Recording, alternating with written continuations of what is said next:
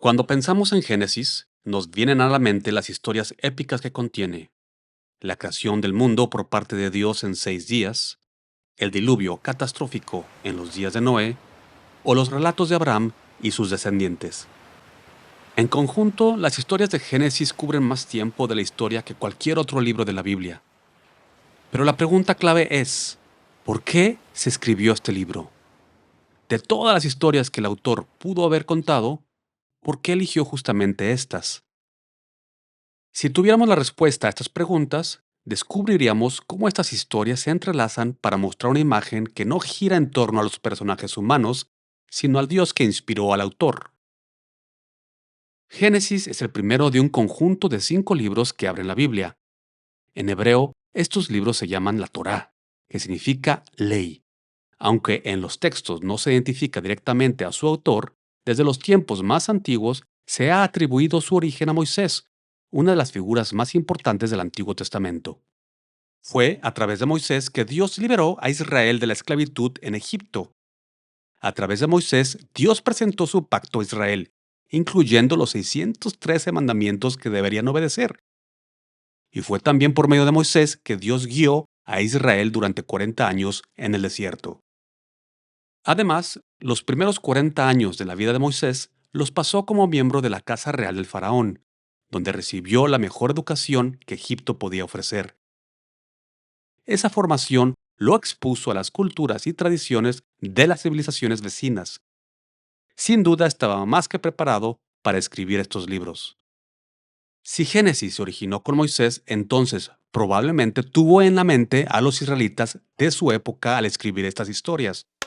Su audiencia probablemente era la misma generación de israelitas de la que leemos en el libro de Éxodos. Durante 400 años vivieron como extranjeros en Egipto, y gran parte de ese tiempo fueron maltratados y esclavizados por sus opresores egipcios. Aún así, gracias a las historias transmitidas de generación en generación, algunos israelitas conservaron el conocimiento de Dios de sus antepasados Abraham, Isaac y Jacob. Pero con el tiempo la mayoría adoptaron las costumbres egipcias, cosmovisión y creencias religiosas. Sabemos por Josué 24 y Ezequiel 20 que sus corazones estaban dispuestos a servir a los dioses extranjeros, incluyendo a los dioses de Egipto. Para comprender la cosmovisión israelita de ese tiempo, recordemos las creencias egipcias acerca del mundo, sus dioses y la humanidad. En tiempos de Moisés, Egipto ya tenía una mitología de la creación muy desarrollada. Ellos creían que en el principio existía el caos. El agua, a la que llamaban Nun, cubría toda la faz de la tierra, mientras un viento soplaba sobre las aguas. Eventualmente de esas aguas surgió una luz brillante. De esa luz emergió un dios autocreado llamado Atum. Luego, las aguas retrocedieron dejando al descubierto una pequeña colina, sobre la cual Atum tomó su lugar. Desde ahí, Atum dio a luz a otros dioses y diosas, cada uno manifestaba un elemento específico del mundo material. De hecho, él dio a luz a Shu, el dios que se manifestaba en el aire seco, y su hermana Tefnut, quien se manifestaba en el aire húmedo. Juntos dieron a luz a Nut, quien tomó forma del cielo, y Kep, quien apareció como tierra seca. El clímax de la creación era Ra, el dios que era representado por el sol egipcio. Los seres humanos, por otro lado, tenían muy poca importancia, creados por accidente de las lágrimas del dios creador Atum. Aunque los egipcios creían que los humanos tenían poca importancia para los dioses, ellos se veían superiores a todos los demás. En lo más bajo del orden de la creación estaban los esclavos extranjeros. En el otro extremo estaba Faraón, la imagen de Ra en la tierra. A él se le otorgó la autoridad de los dioses y funcionaba como un intermediario de la gran nación de Egipto. Los egipcios no creían que sus dioses eran omnipotentes. Ellos podían ser atacados por dioses rivales e incluso podían ser asesinados. Muchos dioses no tenían en mente el bienestar de los seres humanos, lo que hacía difícil confiar en ellos. La magia se practicaba como una arma para alejar las intenciones siniestras de algunos dioses, y al mismo tiempo para recurrir a los más amigables en busca de protección y guía. En Génesis, Moisés intentó desmantelar la cosmovisión egipcia que se había infiltrado en las mentes y corazones de los israelitas, tomando conceptos e imágenes familiares de su audiencia para proclamar la verdad acerca de Dios.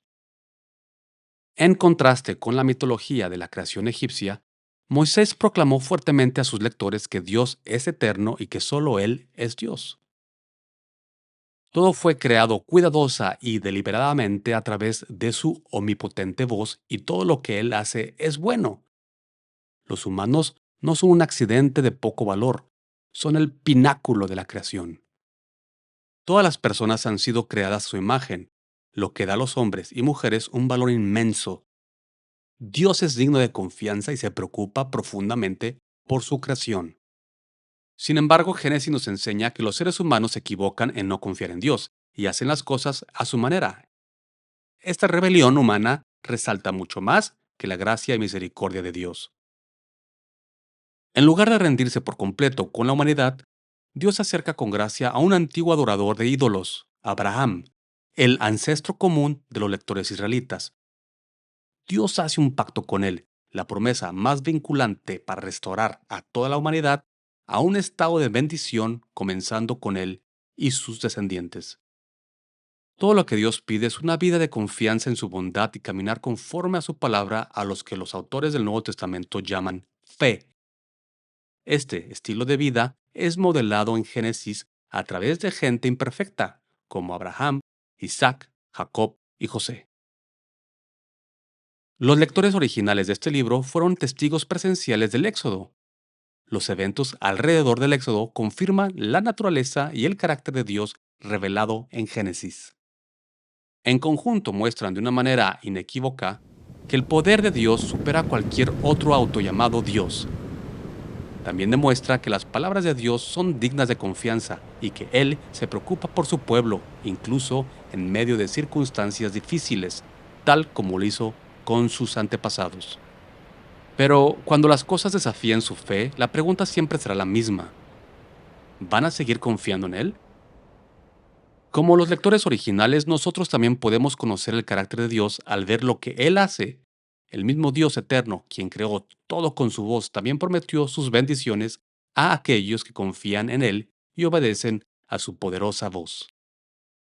Hoy enfrentamos la misma pregunta que los lectores originales. Cuando surja el próximo desafío a nuestra fe, ¿seguiremos confiando en Él y en su palabra? Cuando caminamos ante Dios con una fe obediente, confiando en sus promesas y en su carácter inmutable, heredaremos la bendición del efecto Génesis. Si este video fue de ayuda y quieres ver más contenido, considera hacer una donación en nuestro sitio web, dale like al video, comenta y suscríbete a nuestro canal. Gracias por vernos.